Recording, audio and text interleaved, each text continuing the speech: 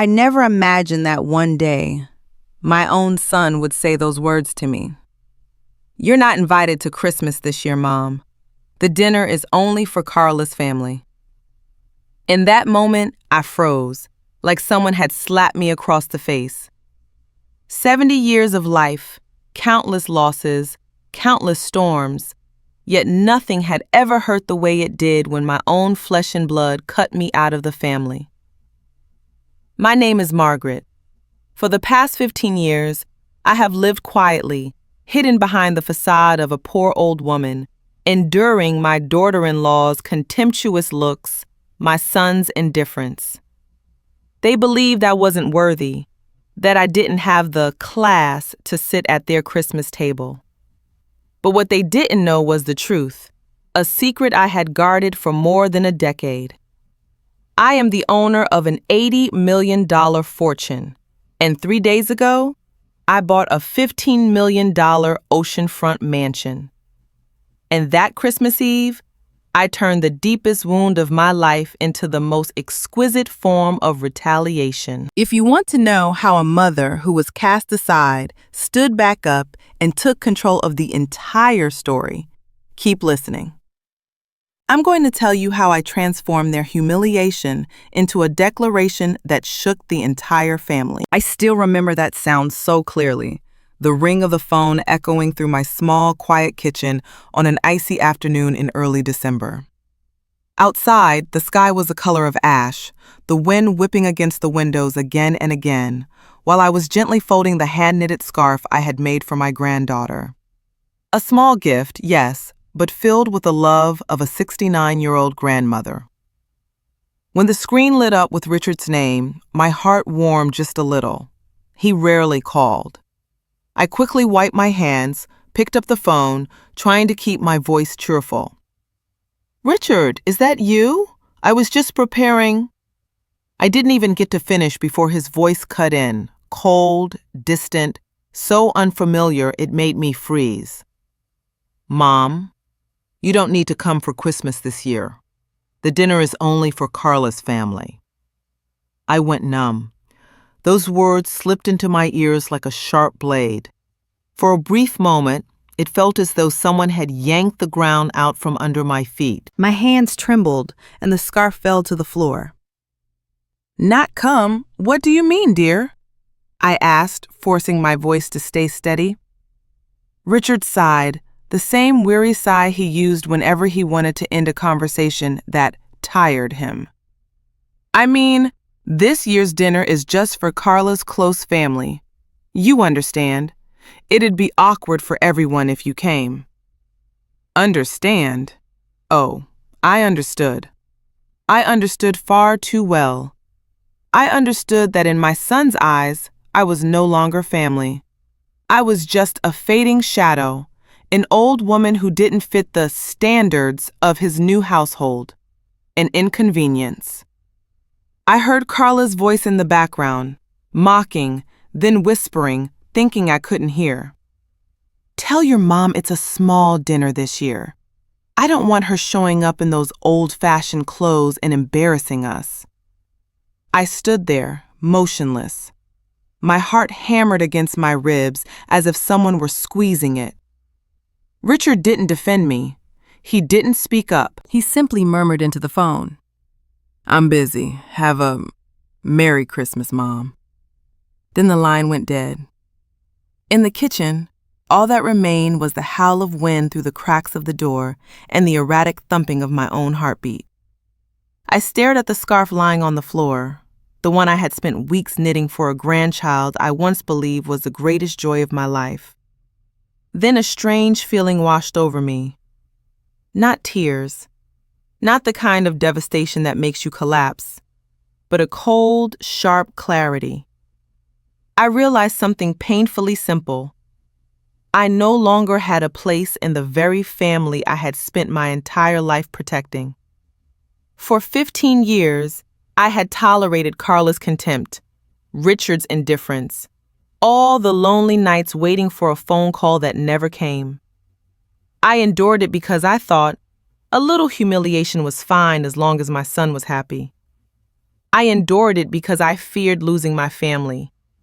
But the truth was, I had lost them long ago. A chill crawled down my spine, and in that silence, a truth rose within me, powerful, rumbling like a roar beneath frozen ice.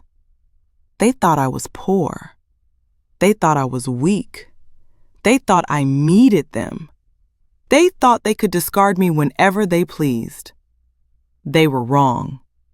They were about to learn just how wrong. I straightened up, picked the scarf off the floor, folding it neatly. Not because I planned to bring it to Richard's house, but because I suddenly understood one thing with perfect clarity. No one has the right to humiliate a mother without paying a price. And this Christmas, they would witness that price, piece by piece, word by word, truth by truth, the ones I had hidden for 15 long years. That phone call didn't just cut me out of a dinner. It awakened who I truly was. And from that moment on, the journey to reclaim my dignity began. After that phone call, I sat down on the wooden chair by the window, the same spot where I had sat for 15 years, waiting for something I now realized I might never receive: my son's respect. But that night, as the cold wind slipped through the cracks and memories quietly drifted back, I finally understood something. All my patience had never given me a real family. I recalled those 15 long years, each one feeling like a lifetime. When my husband passed away, Richard was only 30, and Carla was just the girlfriend he brought home to introduce. I still remember the way Carla looked me up and down during that very first meeting. That look said clearly, "There is nothing about you that deserves my respect." At that time, I was too heartbroken to care. I thought, as long as Richard is happy, I'll overlook everything. But things changed quickly. From the moment they married, Carla took control of the household. Every time I visited, she would glance at my old handbag and give a thin, mocking smile. "Mom is always so simple. Anyone can tell you're not used to a classy environment." Richard would just stand there, awkwardly smiling, saying nothing. He never defended me. Gradually, I understood that to them, I was nothing but a poor old mother, surviving on a tiny pension, only useful when they needed me to babysit. But once, I was the wife of a brilliant businessman.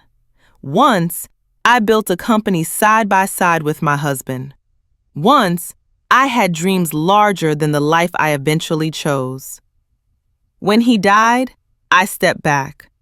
I chose to live quietly. I chose to hide the fortune he left behind.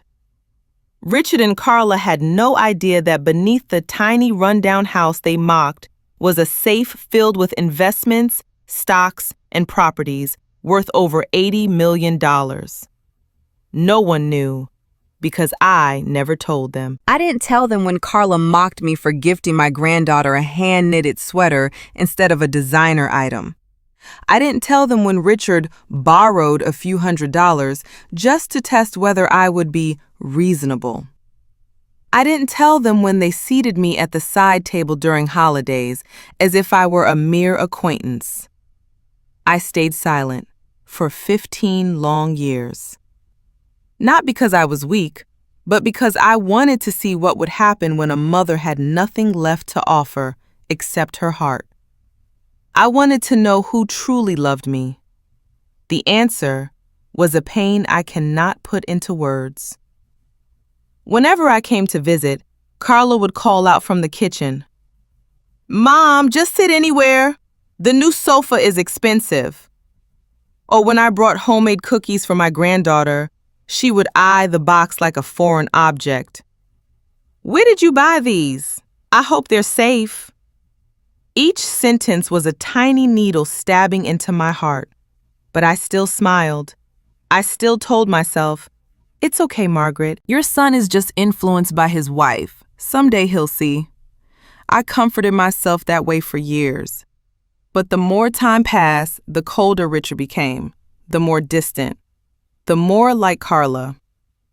And on this year's Christmas, the day I was cut out of the family I had spent my entire life protecting, I realized my silence had been a mistake, a terrible mistake. They had gotten used to looking down on me, used to placing me beneath them, used to the idea that I would never fight back, used to seeing me as an old, poor, outdated woman with nothing to her name. They had no idea that in the years they despised me the most, I had quietly become my strongest. My husband once told me, if the day comes when you need to stand up, stand tall. Never let them see you fall. And that night, after that humiliating phone call, I truly stood up. I opened the safe. The financial documents lay before me, glowing under the warm light, as if calling to me. I placed my hand on them and felt a new strength rising inside me. Richard and Carla believed they were excluding a poor old mother from Christmas dinner. But in reality, they had awakened a woman they never truly knew. A mother with 15 years of crushed pride.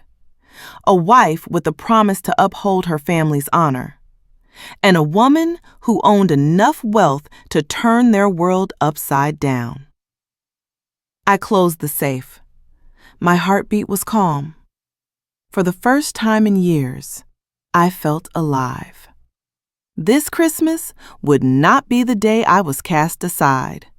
It would be the day they were forced to look at themselves and kneel before the truth they had tried to bury for so long. 15 years of being belittled had ended. Now it was time to reclaim everything that belonged to me. That night, after I closed the safe, I stood in front of the mirror for a long time.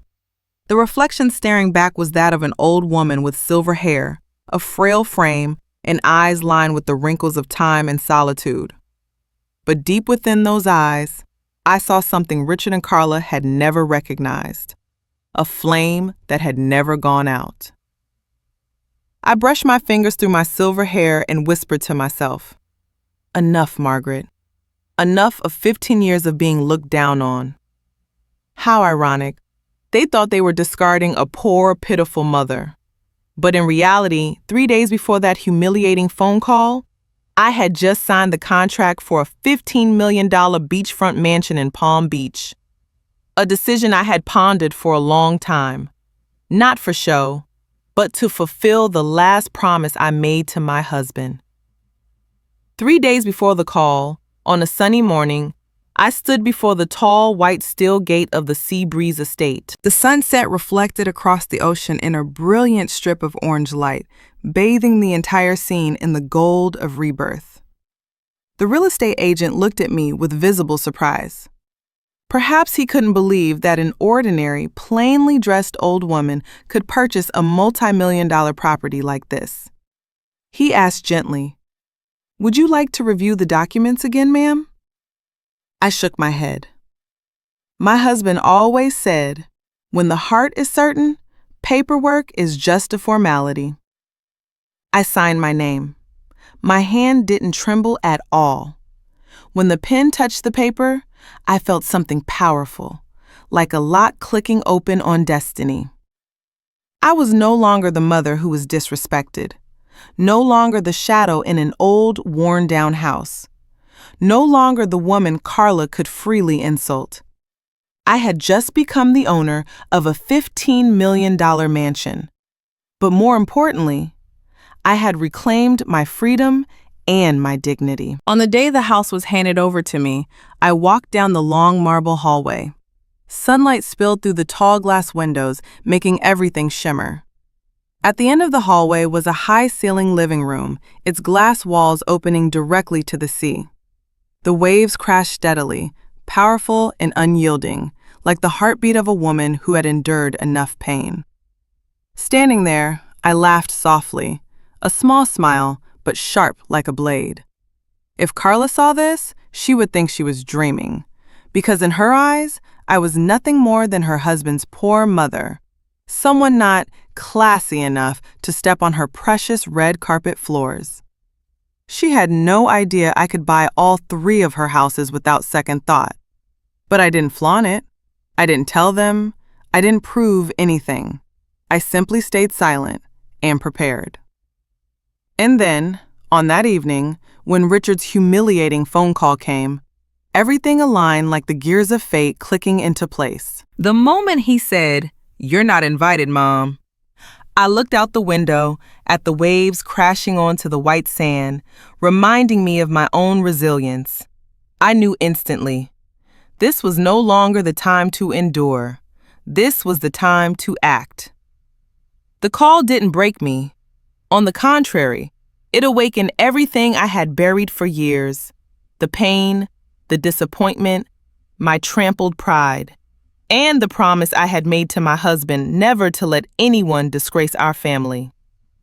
I placed the phone on the kitchen table, exhaled slowly, then smiled. A smile I didn't know I still had in me. "You two excluded me from your dinner? Fine.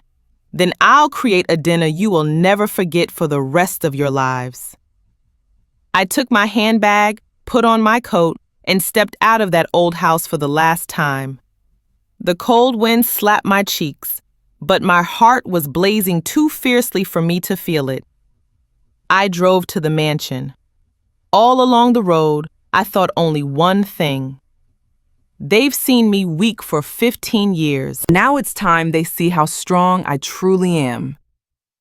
When the massive steel gate opened, the light from the estate's grand entrance washed over me like a welcome embrace. I walked in with my back straight, no more lowering my head. In my mind rang a single sentence: I will not stay silent anymore. And I didn't. That Christmas was no longer Richard and Carla's game. It was my stage. And I would make sure they remembered it for the rest of their lives. The next morning, as the sun peeked through the glass windows of my new mansion, I already knew what I had to do. Before beginning any plan, I needed to hear the truth directly from their own lips, that I, Richard's mother, had been cut out of the family. Not because I didn't already know, but because sometimes, to end an era of humiliation, you must hear the exact moment they push you off the cliff without the slightest hesitation. I put on my oldest knit coat, my worn-out shoes, and carried a modest paper bag, looking exactly like the poor mother Carla imagined me to be. This appearance was the perfect mask for the moment I was about to shatter their illusions. I knocked on the door. Carla opened it, her makeup flawless as if she were filming a fashion commercial. She looked me up and down, the way someone judges an outdated item in a luxury boutique. "Oh, what are you doing here? I thought Richard told you already," she asked, squinting. There was no irritation in her voice, only smug satisfaction, as if cutting me out of Christmas was natural, logical, even righteous. I stepped inside. Richard was sitting on the sofa scrolling through his phone, not even bothering to look at me. That sight made my heart tighten, not because it hurt more, but because the pain had become too familiar to shake me. I sat down across from them. "I want to hear the reason clearly," I said, my voice low and steady. Carla laughed softly, a light laugh, but sharp as a blade. "What reason? You know already.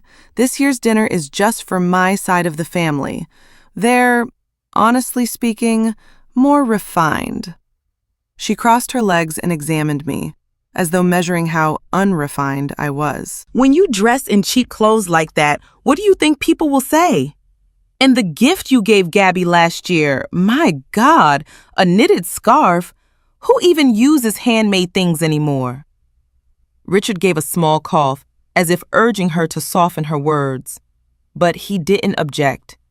He didn't defend me, not once. Carla went on.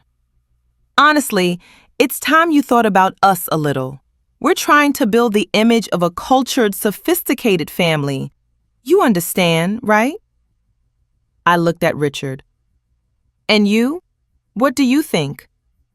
He put down his phone, avoiding my eyes. Carla just wants everything to be perfect. Don't blow things out of proportion, Mom.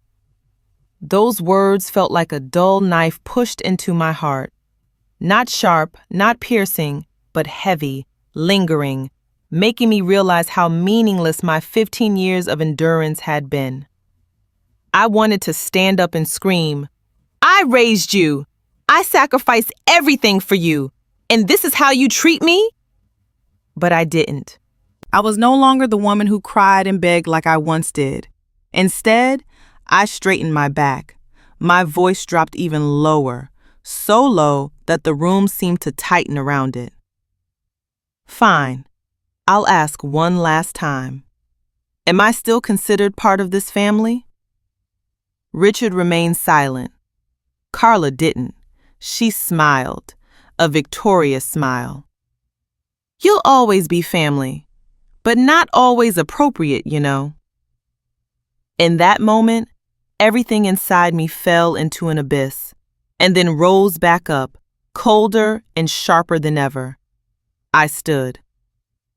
I understand. Carla shrugged, flicking her hair lightly. Good. So please don't show up this year.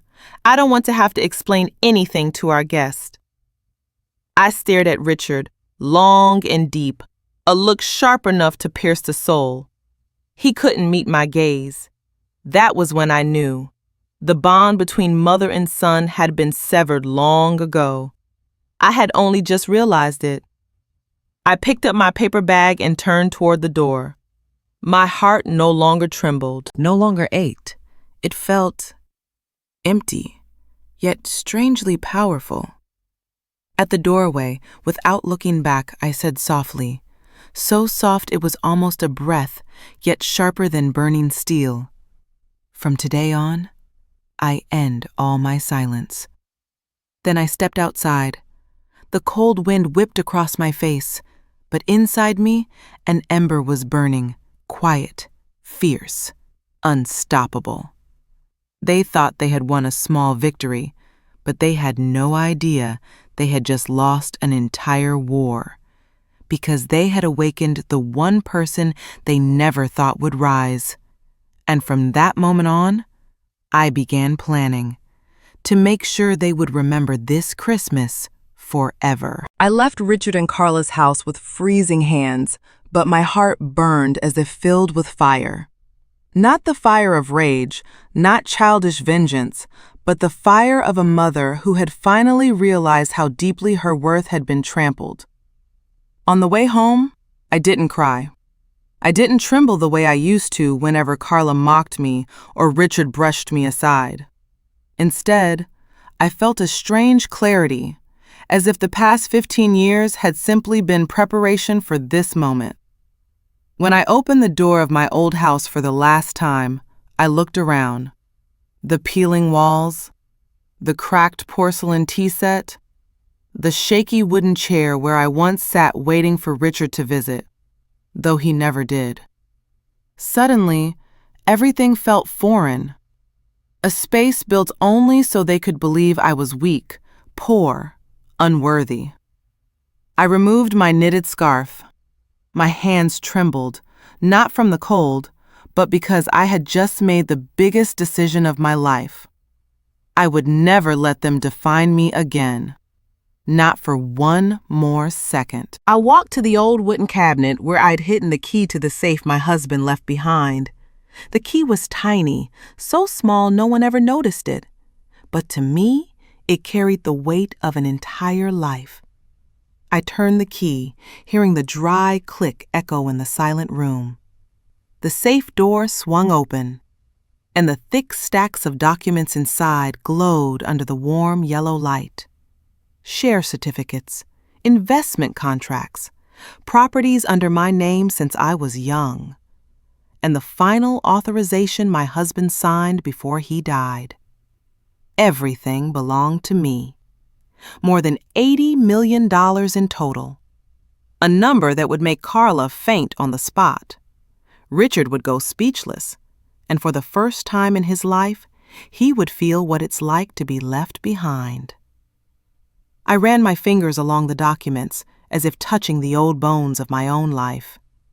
Every page was a pain, every signature a message, every number a silent scream swallowed for 15 years. I closed the safe. My eyes were sharp as a blade. Carla said I wasn't elegant enough? Richard said I shouldn't make a big deal out of it? They excluded me from Christmas because I didn't fit their idea of sophistication? Fine. I would show them elegance. I would show them sophistication, but not in the way they expected. That evening, I sat at my kitchen table with an empty notebook in front of me. The room was so quiet, I could hear my heartbeat. I opened the notebook and wrote the first line, Christmas plan. Right below it, I wrote a second line, stronger, deeper, truer. To reclaim my dignity. I began listing the names of everyone Carla had ever excluded from the family gatherings, everyone she looked down on, everyone she considered not suitable. My sister Olivia, whom Carla once called low class just because she was a teacher. My cousin Maurice, whom she labeled too rural.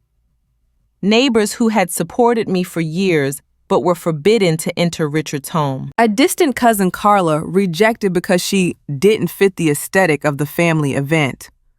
All of them had been part of my family long before Carla stepped in and tried to control everything.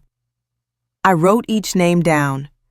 Each name was a forgotten memory, a thread tying me to my past, now becoming the strength that would hold me upright. When I finished, I had a list. 35 people. 35 people who had been excluded, belittled, just like me. 35 people who would join me to create the Christmas Richard and Carla would never forget. I called each of them. My voice was calm, gentle, but firm. This Christmas, I'd like to invite you to my new home. I'm hosting a gathering, and I want you to be there. No, Richard and Carla won't be attending. On the other end of the line, every person was stunned. Every single one asked the same question. Margaret, are you sure? I smiled. For the first time in years, my smile carried no trace of pain. I've never been more sure. Everyone agreed, no hesitation, no doubt, because they knew this Christmas would be different. They could hear it in my voice. A shift even I had only just realized. I wasn't afraid anymore. When the final call ended, I looked at the list in my hand. 35 people. 35 souls once pushed aside, now being welcomed back by me. Except for two, Richard and Carla. Not because I hated them, not because I wanted to hurt them, but because it was time for them to taste the feeling of being excluded from the family. The feeling they had inflicted on me, not just this year, but for 15 long years. I closed the notebook. My eyes gleamed like the sea before a storm. This Christmas, I wouldn't just host a party. I would rewrite the entire story. I would reclaim my rightful place, and I would make them remember for the rest of their lives that no one has the right to look down on a mother. I set before my open notebook the 4 words, Christmas plan, written at the top like a vow. Outside, the wind howled against the window frame, carrying the cold of winter. But inside me, that cold no longer held any weight. Once I decided to stand up, everything became strangely clear. I knew exactly where to begin.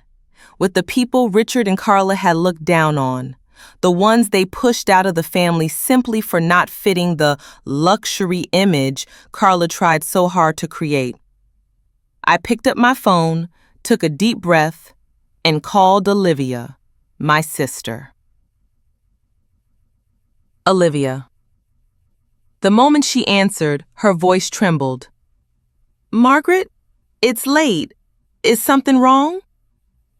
I closed my eyes, remembering the last time she visited Richard's house. Carla had looked her up and down, then said in front of everyone, Olivia looks a bit old, doesn't she? Very outdated. Not really fitting for the party. Olivia smiled politely back then, but I saw her eyes turn red as she left. I never forgot. My voice was low but firm. Sister, this Christmas, I want you to come to Palm Beach. I'm hosting a party at my new home. Silence for a few seconds. New home? You moved? I smiled. I did, and you're the first person I want to invite. I heard her choke up. Margaret, after all these years, you're finally thinking for yourself. The second call, Maurice. My cousin, the one Carla once told to his face that he didn't look like someone from the city. I called. He picked up immediately. Margaret, what's going on? I said, Maurice, come to Christmas with me this year, a real family gathering. He burst into that warm, honest laugh I had missed so much. If you say one word, I'm there. No hesitation, no caution. The thing I never received from Richard, Maurice gave it to me in a heartbeat. The third call, my old neighbors. The people who brought me soup when I was sick, who helped fix my roof, People Carla always dismissed as bottom class. Margaret, you're inviting us to a party at Palm Beach? Yes, at my home. My God, of course we'll come. The next calls. I called the distant cousin Carla once refused entry because she didn't fit the party aesthetics. I called the niece Carla mocked for working as a waitress. I called the elderly couple Richard removed from his guest list because they looked too rustic. And one by one, every single person said yes. No one asked why. No one questioned what I was doing. In their voices, I heard something I hadn't felt in years. The feeling of being valued. Something I had forgotten to give myself for far too long. When the final call was finished, I looked at my list. 35 names. Every name a forgotten story, an old wound, a kindness Richard and Carla had never seen. But I had. I remembered. And now, I chose to restore them to the place they deserved. My real family. I leaned back in my chair, closing my eyes for a moment. For the first time in 15 years, I didn't feel alone, didn't feel lost, didn't feel like I had to seek love from those who only took and never gave. The cold winter wind blew through the window. I opened my eyes. Looking around my old, worn house, I knew I was leaving it forever, physically and emotionally. I grabbed my car keys. It was time to return to Palm Beach and begin preparing for my Christmas celebration. A night filled with light, laughter, respect, and belonging. A night that would fill every empty space Richard and Carla had created in me. And as I locked the door behind me, I knew.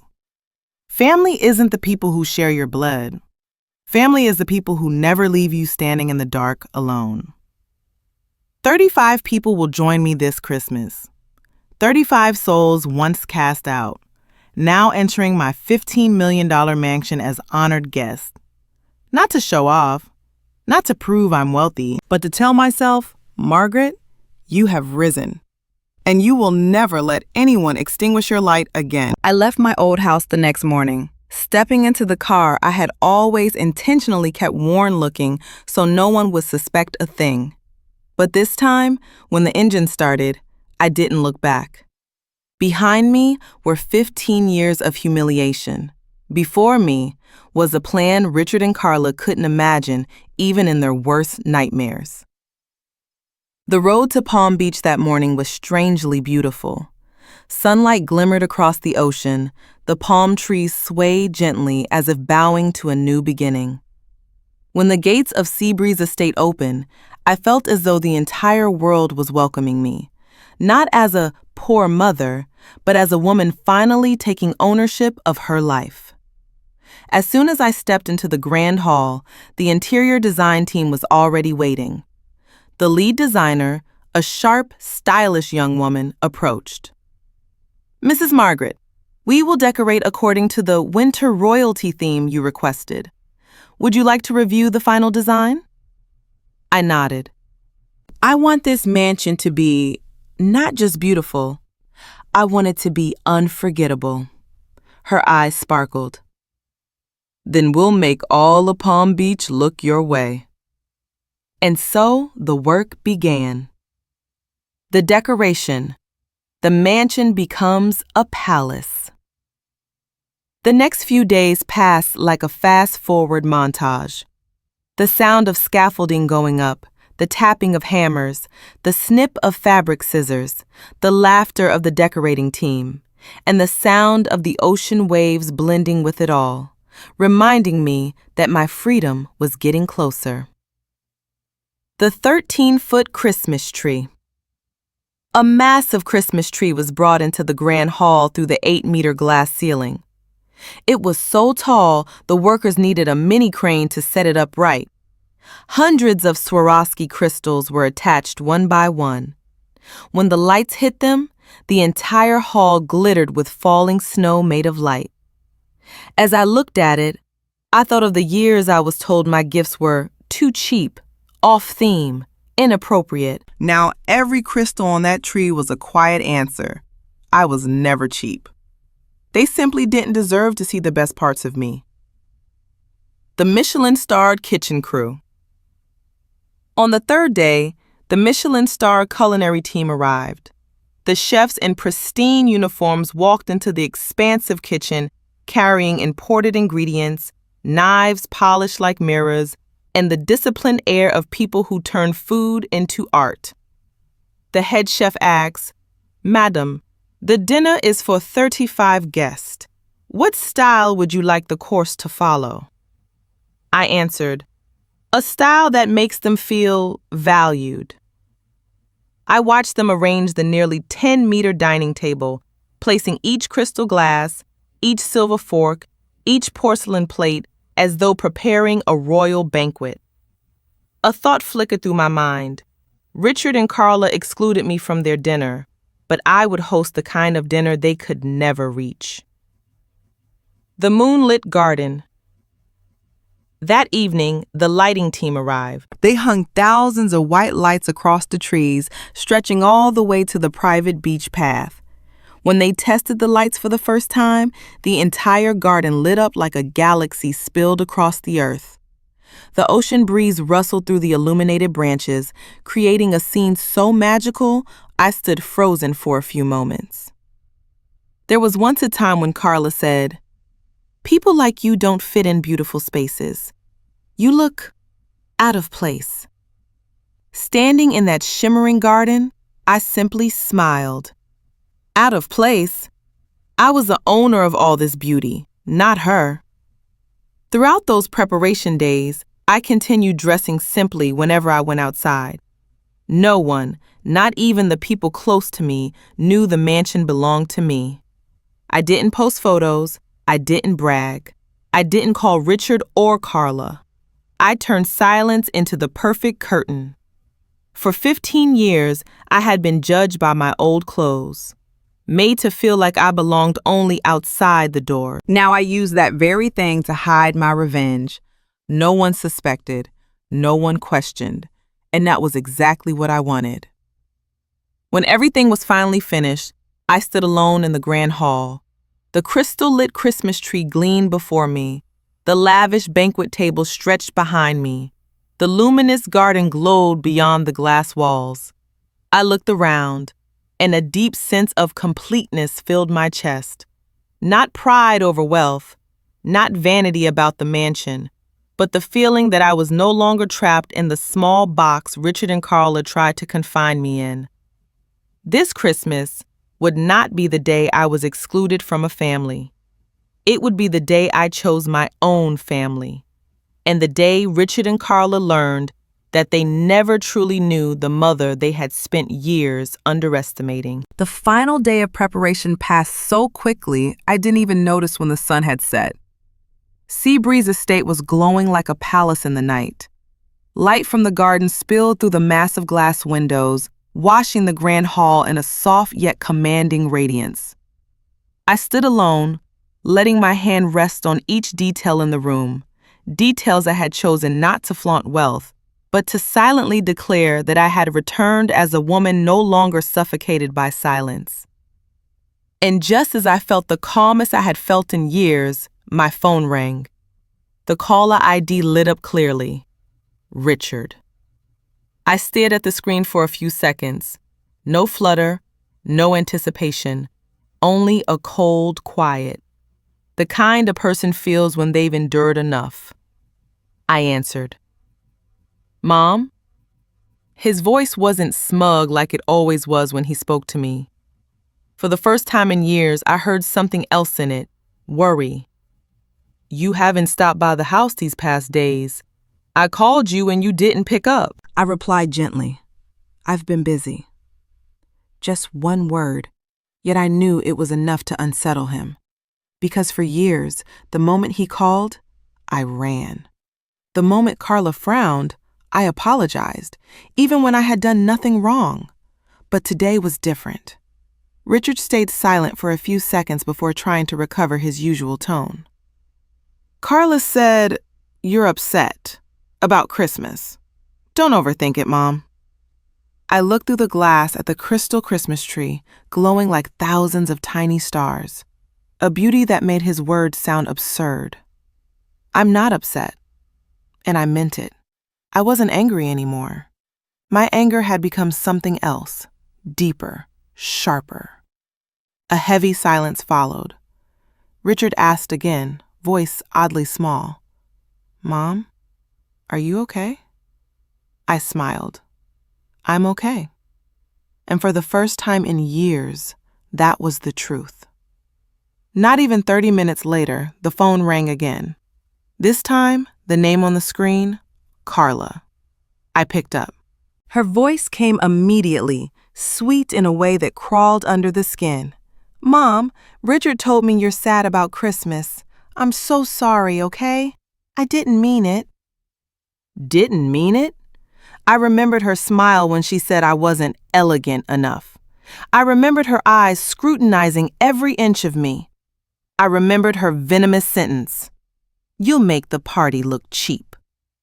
I knew perfectly well why she was calling, because she cared only about the image of the perfect family she curated.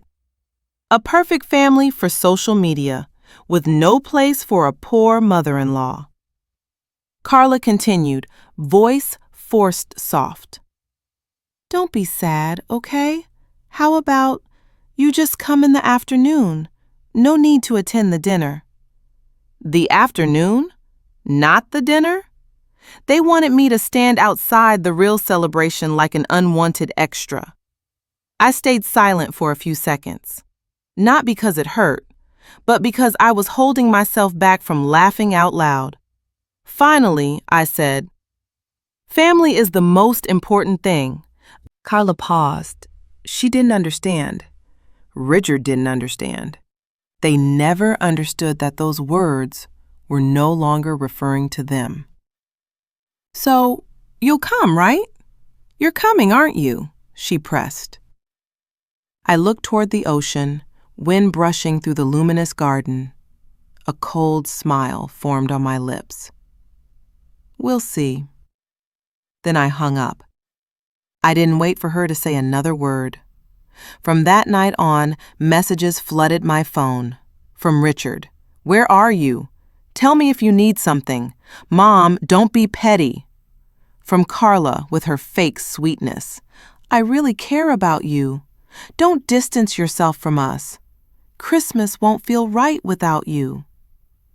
If this were me 15 years ago, I would have cried and believed my son truly cared. But I wasn't that woman anymore. Their tone was too easy to read. They weren't worried about me. They were worried about their image. Worried people would ask, "Why isn't your mother-in-law here?" Worried they'd be judged. Worried they'd lose control, but it was far too late.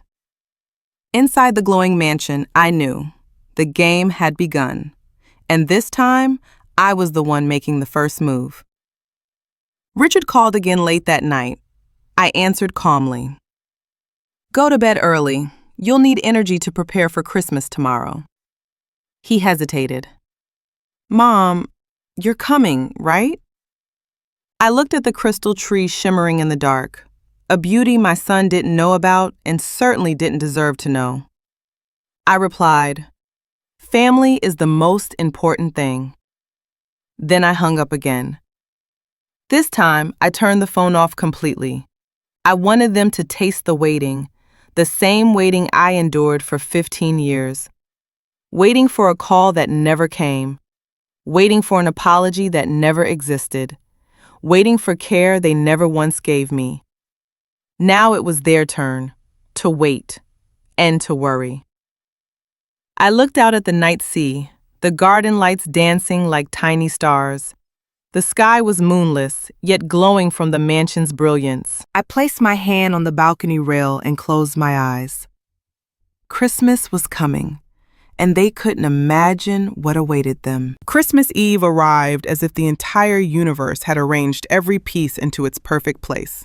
A thin crescent moon, warm ocean wind, and shimmering lights spread across the garden like fallen stars on earth. I stood on the marble steps overlooking the radiant grand hall. The 13-foot crystal Christmas tree glowed with snow-white light, reflecting off the joyful faces of the 35 people inside. Talking, hugging, laughing. No stiffness, no judgmental glances. Only warmth. The warmth I had craved for years. The warmth of a real family. A family not defined by blood, but by kindness. Olivia, my sister, looked around the mansion, her eyes wide, filled with tears but shining with joy. "Margaret, how have you been living like this without anyone knowing?" I smiled, squeezing her hand. Because I once believed I had to be small to be accepted. Maurice burst into loud laughter when he saw the Michelin star chefs preparing the main course. Good Lord, if Carla saw this, she'd faint right on the carpet. I answered softly, "She will see it. Soon." My old neighbors, the ones who brought me soup when I was sick, sat around the massive oak dining table, their eyes sparkling like children stepping into a fairy tale castle for the first time. I watched them, and my heart warmed. I knew then, this was the Christmas I was meant to have. Music drifted through the hall. Soft violin notes blended with the sound of ocean waves. Candles flickered on the table like hundreds of tiny hearts beating in the night. I raised my glass. Thank you for never cutting me out of the family. No one spoke for a few seconds. Then applause erupted, long, warm, and full, as if it were washing away all the years I had been dismissed and disregarded. The dinner unfolded like a dream. Laughter echoed, chairs scraped gently, champagne corks popped like little explosions announcing my freedom. A younger cousin placed her hand on my shoulder. "Margaret, you deserved this long ago." I smiled. I didn't say it aloud, but in my heart I answered, "Yes, but better late than never." When the celebration reached its most beautiful moment, I signaled to my designer, the sharp, talented young woman I had hired to capture this night. I whispered, "It's time." She understood instantly. Within 10 minutes, photos as breathtaking as pages from a luxury Christmas magazine were perfectly edited. The radiant crystal Christmas tree, the glowing 1,000-light garden, the grand, opulent hall, the hugs, the laughter, the joy, the faces Richard and Carla once erased from the family. No photo had me in the center. I didn't want to show off myself. I wanted to show true belonging, something they never understood. The designer asked, "Upload all of them, Mrs. Margaret?" I nodded. And then, one single post on Facebook. One single drop into the family group chat that Carla always controlled. The caption was simple: "A warm Christmas with family." No sarcasm, no hidden jab, not a single mention of Richard or Carla. My silence was my sharpest weapon. Within 90 seconds, my phone vibrated wildly, as if about to leap off the table. Richard called. Carla called. Even Carla's mother called. Then Carla's close friends began messaging. "What's going on?" I let out a soft laugh, the first laugh in years that carried no pain. I let the phone ring. Let them feel what it was like to be left out, to be outside looking in, to feel what they had made me feel for 15 years.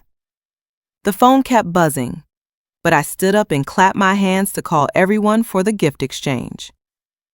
"It's fine.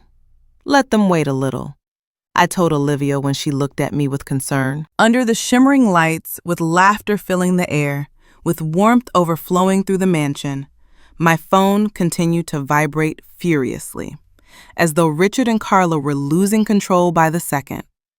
Carla's messages poured in. "Where are you? Who allowed you to host a party with them? Why aren't you answering?" Another message appeared. "Mom, say something." Richard. I looked at the bright screen reflecting the lights. My heart was calm. No twist of pain, no ache. I set the phone down, ignoring every message. Because this Christmas Eve was not theirs. It was mine. And it belonged to the people who stayed by my side even when I had nothing to give. I raised my glass again, looking at my true family. Faces warm, joyful, genuine. And in that moment, I knew. This Christmas, I wasn't just loved. I was finally free. The phone on the table vibrated so violently, it seemed like the back cover was about to burst off. Its sound cut through the warm lights and laughter around me like a wild animal clawing to break into a sacred moment I was living. I glanced at the screen. Richard. 12 missed calls. Then 15. Then 22. Then 31. By the 40th call, I finally understood. Richard was truly panicking. Carla was just as frantic. 23 calls, each only seconds apart, like she was tapping the call button in a state of total loss of control. Messages flooded the screen. "Where are you? Why are you hosting a party? Why aren't you answering? You're embarrassing us. Stop this nonsense." I smiled softly, not a malicious smile, but the gentle smile of someone who had just reclaimed the dignity that had been trampled for years. The Christmas party inside the mansion carried on, the clinking of glasses, children laughing in the glowing garden, The rhythmic sound of waves like a live soundtrack. All of it contrasted sharply with the violent buzzing of the desperate phone on the table. I let it ring a little longer. Let them feel the feeling of being ignored, the exact feeling they had shoved onto me every day, every year, every holiday. Finally, I picked up, not rushed, not shaky, not small. "This is Mom," I said calmly. On the other end, Richard's voice cracked, as if he had sprinted all over the house searching for me. "Where are you? I've been calling for an hour. Why didn't you pick up?" I stepped onto the balcony, letting the sea wind sweep through my hair, letting the waves roar louder than my son's frantic voice. I was busy. One simple sentence, but enough to silence him. Because never in his life had he heard that from me. "Busy with what? Where are you?" I looked down into the garden, at the people they once looked down on, now laughing under the lights. I'm where I'm invited. Richard fell silent. Even the air through the phone grew heavy.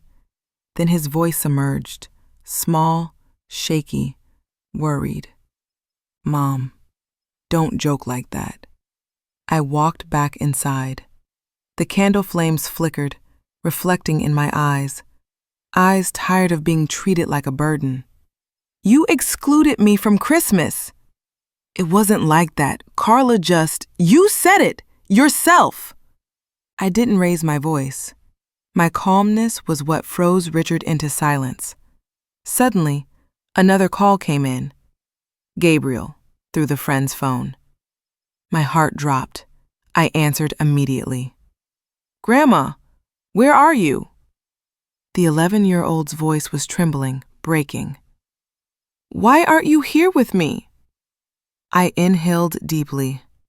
I didn't want Gabriel caught in adult issues, but I also refused to let them twist the truth anymore. I sat beside the giant crystal tree, watching its lights shimmer like falling snow. Gabriel, my voice softened.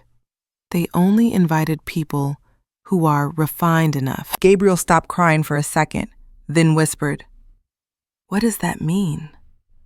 I replied gently, It means I wasn't chosen. Through the phone, I suddenly heard Carla's shrill voice. Give it here! Give me the phone! Shuffling, Richard trying to calm the child, Carla shouting, What the hell did you tell him? Are you trying to ruin this family? I looked around the glowing hall at the people who truly loved me taking photos by the tree. I said quietly, Carla, I'm busy. Merry Christmas. And I hung up. I set the phone face down on the table. It kept vibrating, like a small storm rattling the wooden surface, but I no longer cared. I returned to the party. Maurice was telling a joke. Olivia was hugging the neighborhood kids. Candles flickered. Music drifted softly. A warmth filled the mansion, a warmth I hadn't felt in years. No mockery, no disdainful glances, no treating me like an inconvenience. I stood in the shimmering glow and knew I had stepped into a new life. Meanwhile, Richard and Carla were drowning in the chaos they created. That night, as everyone raised their glasses in a Christmas toast, I felt no regret, no pain, no anger. I only felt light. Light as if I had shed a 1,000-pound coat I'd worn for 15 years.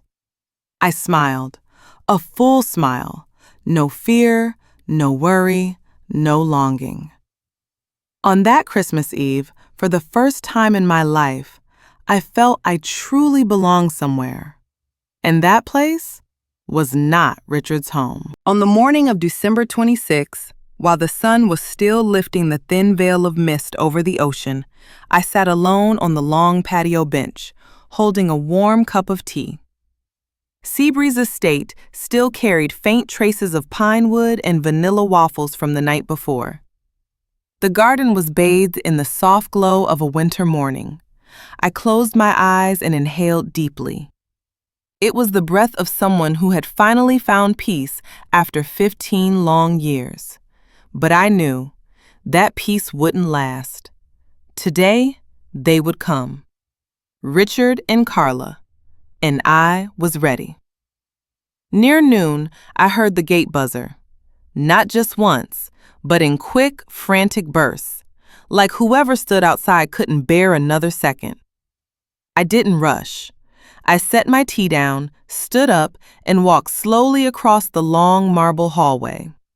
Each step echoed lightly, but firmly, like the heartbeat of someone who no longer feared anything. The gate opened automatically, and I saw them. Richard and Carla stood frozen outside, as if nailed to the ground. The sea breeze blew Carla's hair into a mess, but she didn't bother fixing it.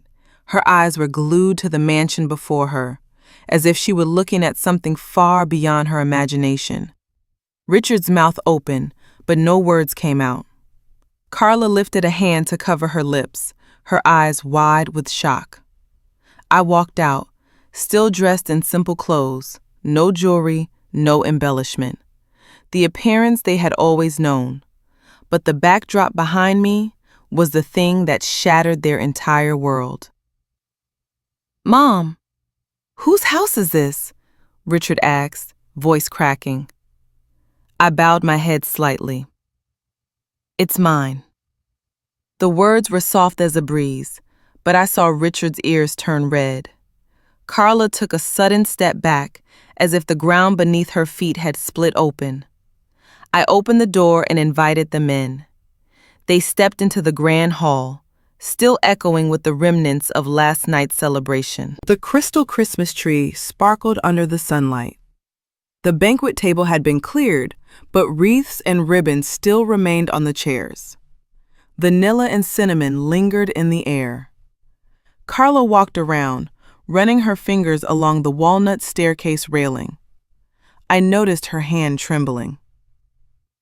"This must be hundreds of thousands of dollars," she whispered. Richard exhaled sharply, as if trying to force oxygen into his brain to make sense of everything. "Mom, why are you here?" I moved into the kitchen, placed a kettle on the silent induction stove. Every appliance was modern, gleaming like glass. They followed me like two lost children wandering into a fairy godmother's palace. When the water boiled, I poured tea into 3 pristine white porcelain cups. I placed one in front of Richard, one in front of Carla, and kept one for myself. Then I sat down, straight-backed, hands resting gently on the table. My voice calm, so calm the entire kitchen felt terrifyingly still. "I'm not poor." Both of them froze. I looked straight at Richard. "I was never poor." Richard blinked rapidly, as if searching the air for answers. Carla swallowed hard, her fingers gripping the chair edge. I continued, still steady, still quiet. "I just wanted to know who would treat me kindly when I had nothing to give." No one breathed. I could hear the clock ticking on the wall, slow, heavy, merciless. Carla broke down first, not the angry, dramatic crying she usually put on, but the kind of crying that comes from being exposed, the kind of crying that comes from realizing she had shattered the perfect image she tried to build for years. Richard lowered his face to the table. His shoulders trembled. For a moment, I saw the little boy he once was, but only for a moment. He lifted his head, eyes red. "Mom, why didn't you tell us? Why did you let us think?" I cut him off, not loudly, but with a sharpness that shut him instantly. Because I wanted to know. If I had nothing, would you still be my son? Carla covered her face, sobbing. "I'm sorry. I was wrong." But I didn't look at her. I looked at Richard. And now I know. Richard collapsed into silence. I watched regret ripple across his face like waves. "Mom, can you forgive me?" I didn't answer immediately. I looked out through the glass wall, at the sunlight shimmering on the crystal tree, as if reminding me of the Christmas Eve that had just passed. Finally, I said, "You haven't lost money, Richard. You lost your mother." Carla let out a broken gasp. Richard buried his face in his hands, and in that moment, for the first time in 15 years, I was no longer the one humiliated, abandoned, or belittled. I was the one in power. Not the power of wealth, but the power of dignity. They sat there, shattered in silence. As for me, I stood, poured myself another cup of tea, and drank slowly, letting the truth I had spoken settle into every corner of the room. No rage, no bitterness, only the calm of someone who had finally reclaimed the part of her life that had been stolen. The spacious kitchen sank into silence. The tea on the table was still steaming, but neither of them could lift a cup. Richard sat frozen, hands clasped tightly. Carla was hunched over, mascara streaked down her cheeks, eyes swollen and red from crying. Both of them were facing a truth they had never imagined. I was not poor. I had never been poor. And I wasn't finished. I stood and walked toward the stairs. My voice was low, calm, yet echoed through the room like metal striking metal. Come upstairs. I want to show you something. Richard glanced at Carla. Carla looked back. Neither dared refuse. I led them to the second floor, into the study, the most discreet room in the mansion, arranged with the precision and quiet dignity of a museum of secrets. I opened a cabinet and pulled out a glossy black briefcase secured with a combination lock. Richard frowned at it. Carla swallowed hard, as if sensing that whatever was inside would not be pleasant. I placed the briefcase on the table, pressed the code. Beep! The case opened, and the silence shattered into 1,000 pieces. Inside was not cash, not gold, not jewelry, but stacks of documents thick as stone, organized by year, by investment, by property, by the stocks my husband had left behind. Richard squinted, trying to read. Sunrise Development Project, $3.8 million. Carla gasped. Palmtech Holdings, shares. Oh my God, is this real? I gently took out the files. Each one was a testimony to the 15 years of silence I had endured. When your father died, he left me $5 million. Richard choked. I thought it was just some small savings.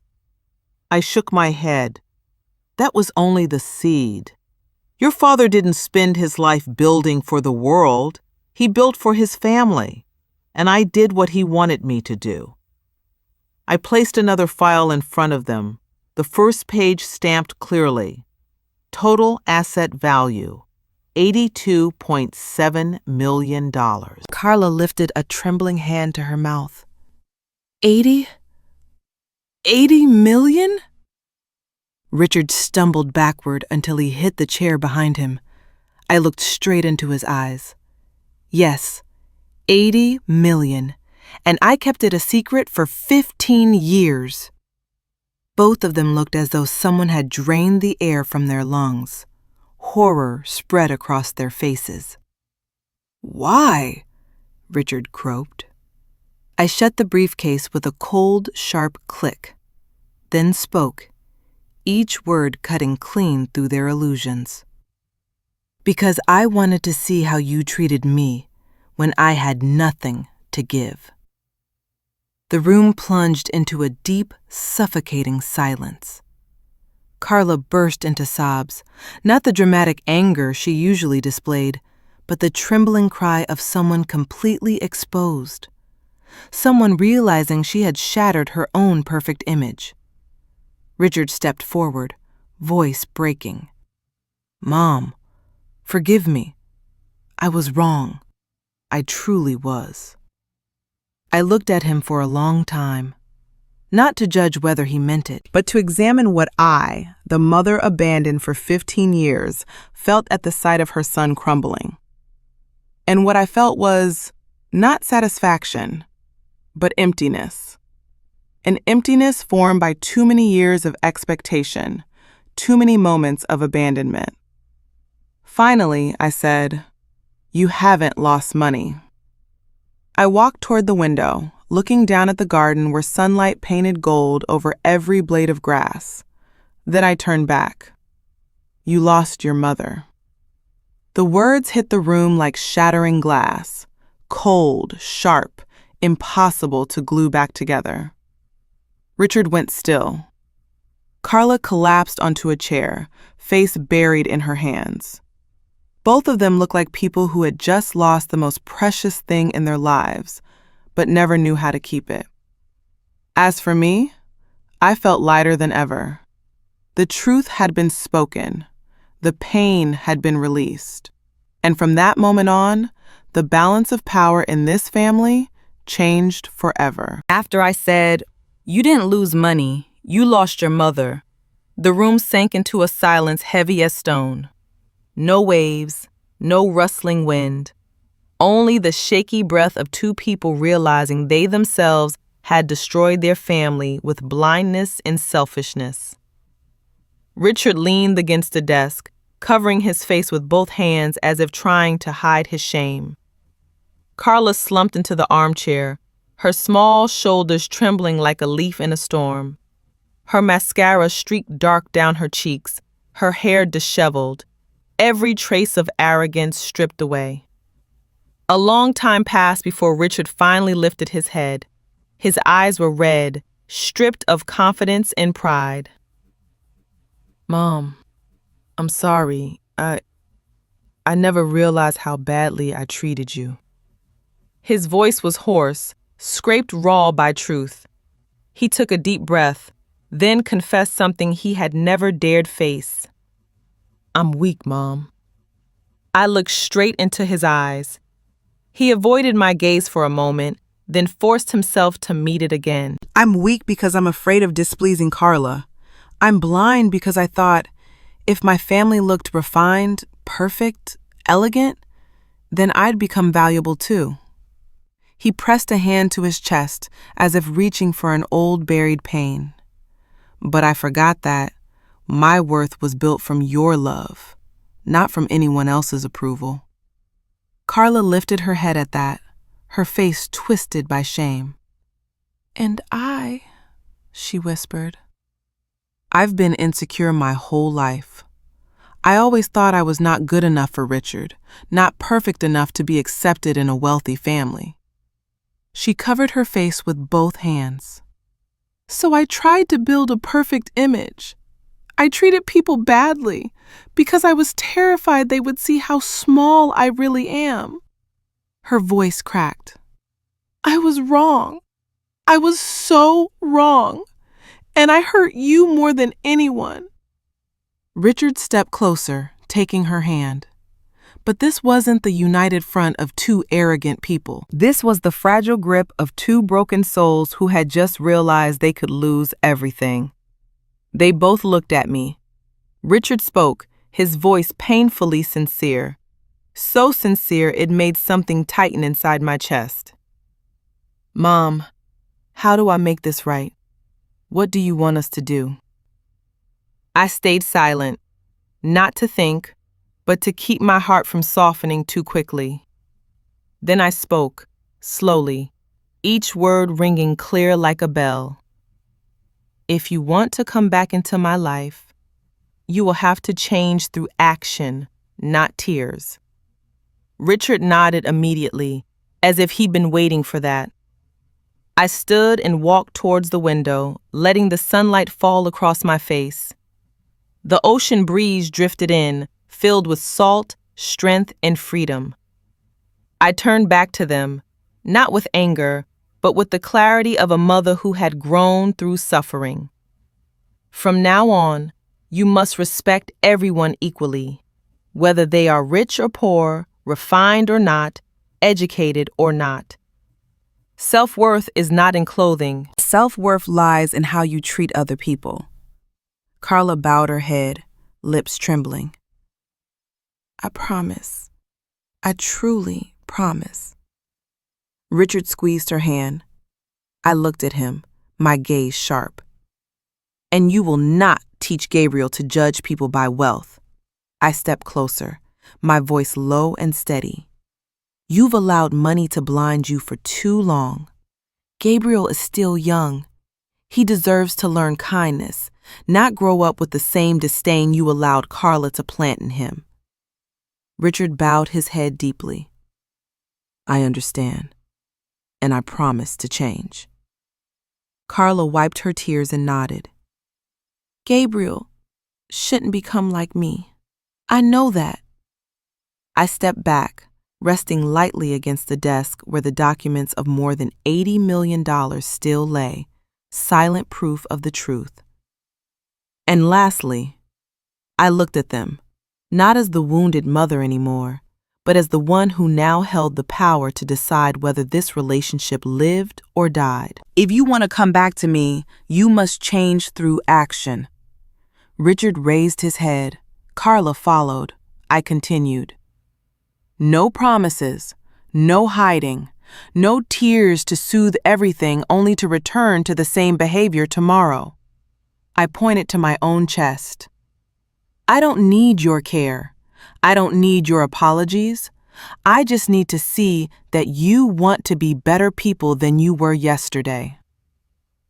The room fell silent again, but this time the silence wasn't heavy. It was like the moment two drowning people finally saw a rope they could still grab. Richard stepped forward, but didn't hug me. He stood before me, choosing humility for the first time in his life. Mom, I will change. I swear. Carla cried like a child. If you give me a chance, I'll prove it. I stayed silent for a long, long moment. Then I nodded, very lightly. Not forgiveness, not reconciliation, just a slightly open door, enough for them to know they still had a chance, but they would have to earn it. That afternoon, as they left the mansion, Richard turned back one last time. Mom, thank you for speaking honestly. I won't disappoint you again. The door closed behind them. I exhaled slowly. There was no anger left in me. No tears. Only a deep calm, like the ocean after a storm. And I knew the most beautiful revenge is the growth of your own soul. 3 months after that fateful confrontation, my life had changed so drastically that sometimes I had to stop halfway down the mansion staircase, place a hand on the railing, and take a deep breath just to believe I wasn't dreaming. Ocean winds swept through each morning, carrying salt and soft light into the house. No more cracked kitchen walls, no more peeling paint, no more long, lonely nights. But more importantly, there was no longer a Margaret who trembled, who endured, who feared being abandoned. I had been reborn. And in that rebirth, I saw the most important truth. I was not the only one who had ever been belittled by her own family. I remembered hundreds of others. Mothers abandoned by their children, old fathers treated like burdens, the elderly made invisible in their own homes. They didn't have a $15 million mansion. They didn't have $80 million in a safe. They didn't have children who came back to apologize. All they had was loneliness trapped inside 4 cold walls, and I knew what I had to do. One March morning, I sat in my study, opened my laptop, and typed the first words. Dignity and Respect Fund. I stared at the name for a long time. It wasn't just a name. It was a declaration for the rest of my life. This fund would support elderly people who had been abandoned, dismissed, or treated like ghosts in their own families. I wanted them to have a voice, a right to be heard, a right to live with dignity. I invested the first amount, $5 million. No hesitation. When I confronted them 3 months ago, I saw something in Richard's eyes, the look of a man realizing he had lost the true home of his life. But the most surprising thing was that he didn't give up. He didn't let empty promises fade into the wind. Richard came to the mansion every weekend, not with gifts or expensive flowers. He brought his time. One afternoon, while I was reviewing fund documents, Richard arrived with 2 cups of hot coffee. Mom, I don't know how long it will take to make up for things, but I'll try every single day. I looked at him, not overwhelmed, not ready to forgive instantly, just seeing something I hadn't seen in him for years. Growth. Richard began helping with the fund, organizing meetings, even driving elderly people who had no transportation. Once, I saw him open his car door and carefully help an 84-year-old man step out, as if handling the most precious thing in his life. I watched from afar, knowing that time was beginning to do what blame and anger could not. Carla was more unpredictable. I hadn't forgotten the things she said about me, the looks, the cold smiles, the humiliations. But what surprised me was she didn't run away. Carla apologized the second time. No flowers, no gifts, no theatrics. Just raw sincerity in the eyes of someone who had once lived on pride. I need to see a therapist, Mom. She exhaled shakily, twisting a tissue in her hands. I need to face the fact that I'm terrified of being abandoned, so I try to control people, and I hurt you more than anyone.